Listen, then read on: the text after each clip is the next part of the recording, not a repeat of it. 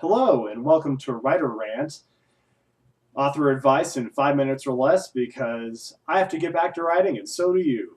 So this week, I kind of mentioned this a little bit in last week's episode, is that kind of have this distinction of like young adult as compared to new adult in terms of genres, where young adult is kind of a, I guess, light PG-13 type rating, and then new adult is kind of more towards, harder PG-13, maybe even to R category, just based on the sex and the swearing and the violence and that kind of thing that goes into it.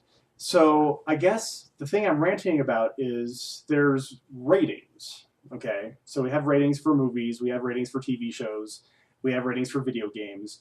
I mean, there's all sorts of boards that really control how this content is managed in such a way that people who are buying it or buying it for others, i.e. parents, can essentially know what content is inside that item, that movie, that TV show, that video game, so that they can kind of be prepared for, hey, this is what I'm going to expect. Now, granted, books kind of have this a little bit just based on a few things. So, I mean, their title, obviously, your title can say a lot about your book, and it can say kind of what is the genre it's in, and that is also helped by the cover. I mean, if you've got a cover that has scantily clad, people on it, clearly this probably isn't a book for kids.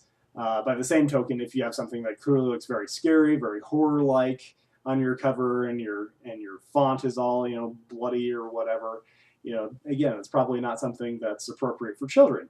But then there are some books that's like it's kind of vague. It's the title's vague, the cover's vague. You kind of read through the synopsis, like, yeah, it sounds like an interesting story. Then you get in it, and it's just like, oh wow, there's a lot of stuff in here I was not expecting. And it's that understanding of content that I think a lot of people they don't really pay attention to the ratings, and I think they should, because again, it's an expectation of what you're going to get out of the content. And so the covers and the titles, they only get so far. I do know that on Amazon and on Goodreads, and CreateSpace, all these essentially content distributors, they have special marks in place for explicit content. And I mean, CDs kind of do the same thing, where it's like, hey, if they say the F word a couple times in the CD, gets that little sticker in the bottom to say, hey, there's explicit content on the CD.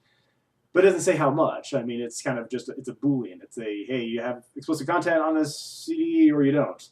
And so it's like, yeah, they might have those for books. And I mean, the real trick comes down to, it's like there's so many people who can easily self-publish that, I mean, what's the governing authority for ratings on books? Does it have to go through that if you're doing it on, through Smashwords or through Kindle Select or through CreateSpace or any of those? It's like, do they review the content, which, with how much content's being created all at once every day, it's a lot of content to go through. And so, yeah, might slow it down a little bit, but I don't know. Maybe there's a peace of mind there that parents would appreciate. I know sometimes I would appreciate it. I'm like, okay, I would not have picked up this book if I knew it had that in it or this in it or whatever. And I don't know. It's just kind of what it comes down to. And maybe I'm sheltered, but what do you think? What do you think books should have? Rating system to kind of say, hey, this is for children, this is for teens, and this is for kind of adults.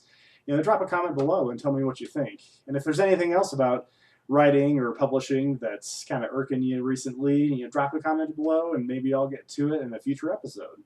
So thanks for watching this week's Writer Rant. I'm Benjamin M. Weilert.